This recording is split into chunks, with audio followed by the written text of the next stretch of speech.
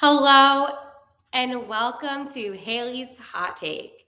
I am your host of Haley's Hot Take, Haley Taylor Simon, talking to you all things hockey.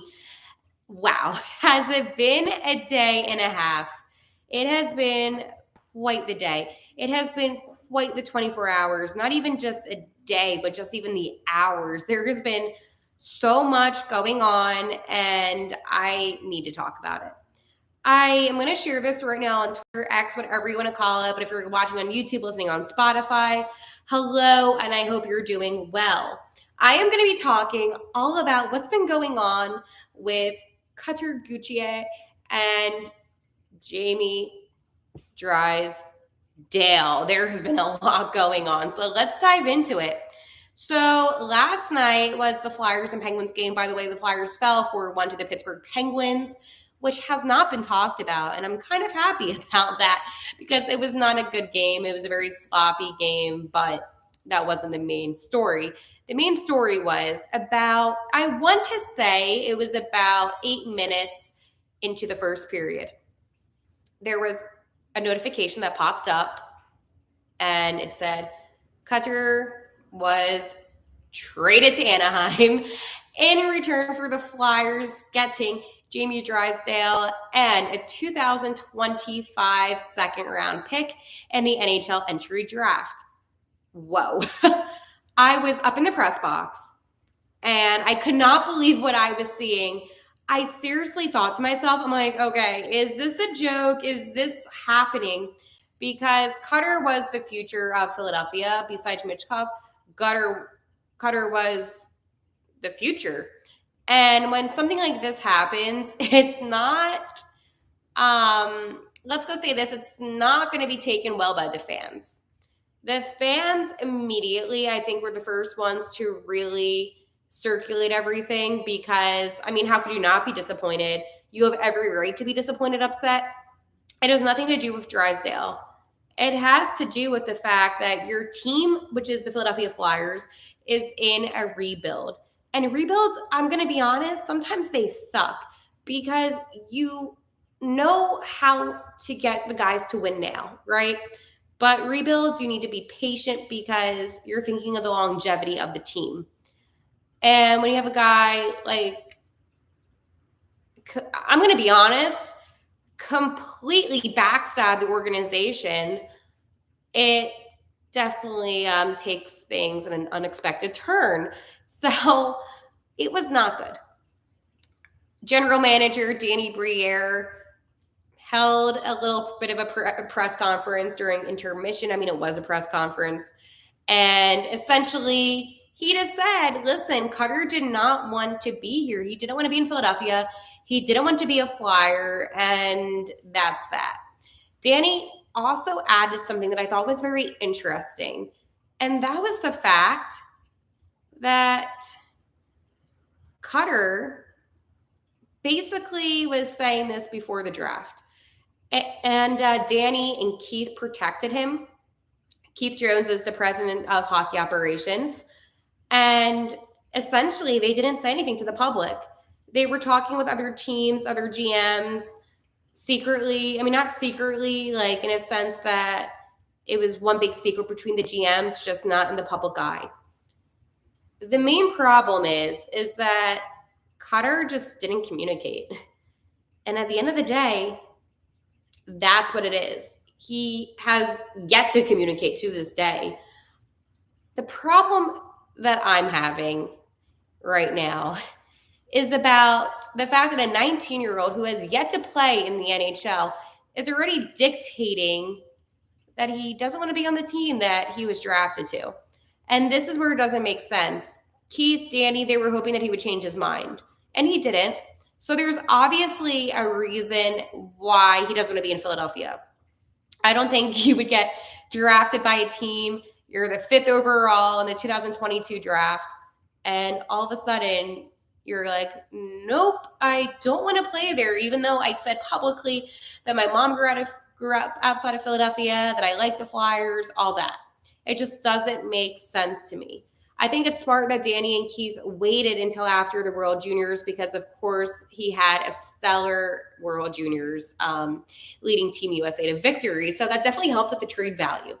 But John Tortorella said today after practice that, he was watching tapes of Jamie Drysdale and liked him. And here's the thing about JD. He is such a solid player, 6th overall draft pick. And was it 2020? I haven't slept in like 24 hours, but 6th overall pick, 21, really phenomenal hockey player, good at hockey IQ, and he's already been fitting in well. Today at practice, he looked good. I was at practice today in Voorhees, and he looked good. But there is just so much drama, so much misinformation being thrown out there, and I like to just say what the facts are. Of course, there's going to be opinion. That's literally life. We're going to all have opinion. But even speaking to Cam York today after practice, Cam's happy to have him. They're really good friends. Cam is closer with Trevor Zegras, who is on the Anaheim Ducks that JD was on as well. So that's how he met Jamie. But I think that he'll fit in fine. I mean, he's going to be really good on the power play, and that's his strength. I just worry about a couple things. And here we go. Why Cutter doesn't want to play in Philadelphia? What if that gets out one day? And what if that's a really negative reason? I can't understand why he wouldn't want to be in Philadelphia. I don't understand why he completely disrespected hockey legends, right? Like a Patrick Sharp, Bradshaw, Keith Jonesy, Danny Briere. I just don't understand how he didn't communicate. I think that right now there is a big mess in the NHL. I think that there's a lot of confusion going on because no one expected this, right? No one was like, oh, yeah, that's, this is going to be happening. No one really expected this. And it leads me to believe that there's more to the story that has yet to be talked about. And a quick thing, and I'm going to talk about this on Locked On Blues, which is the podcast I host for the St. Louis Blues. All this Kevin Hayes stuff needs to end. I'm going to talk more in detail. I just wanted to put that out there that anything about Kevin needs to stop because I don't believe that he influenced Cutter in any way. But again, I'll talk about that on my other podcast that I do. But basically, why am I coming on here? Well, I do a hockey podcast, and this is kind of like an emergency episode because there are so many theories now. People are saying that Trevor Zegras is coming over. There is no confirmed information about that. I just want to make that very clear that there is nothing confirmed. There's nothing spiraling that's going to suggest that. Cam York, Jamie Drysdale, and Trevor Zegras, believe it or not, they're all friends. They all played in the same U.S. juniors team, and they're very close. I think you're allowed to be friends with other players in the league. It doesn't mean that that player is going to be traded to your team. I think that the thing about JD is that he was a high-value type of guy, and the Flyers got the best guy that they could out of this. I mean, essentially, think about it. You were trading away a guy that has yet to play any NHL minutes for a star defenseman, a star two-way defenseman. And of course, you can say, oh, well, doesn't Drysdale get hurt a lot? Okay, he had a shoulder injury last season. He had a lower body injury earlier this season. But today, after practice, he said that he's ready to go. And that's how it's going to be. He's excited. He wants to be here in Philadelphia. Obviously, how anybody would be a little bit shocked about all of this transpiring. But he has a good attitude, and I think that's all you can truly ask for. I don't think you can ask for any more of a positive attitude than what you got out of Drysdale today. I was actually surprised. I could not imagine. I mean, he was already in Nashville because the Ducks were playing out in Nashville, 2-week road trip. And he handled this gracefully. He was like, you know what? I got the call. Torts called me, told me to get my bleep over here. And there he goes. And he took a 5:45 a.m. flight, and I felt him on that one because I get up every day at like 4 something in the morning, so I get, having to wake up early. But his whole life is changing in a good way, because even Drysdale acknowledged that he's going to be playing for a world-class organization, and players love Torts, and he's excited about being coached by Tortorella. But overall, I think this is going to be a very good thing for Drysdale. I'm not saying that the Ducks don't have any promise, because of course Anaheim does, a lot of young talent. But I do think that Philadelphia is in a really special time, right? Where they're rebuilding, but yeah, they're finding success. And I think that, seeing him today at practice, observing him, watching him interact with the guys on the team, he really seemed to fit in well.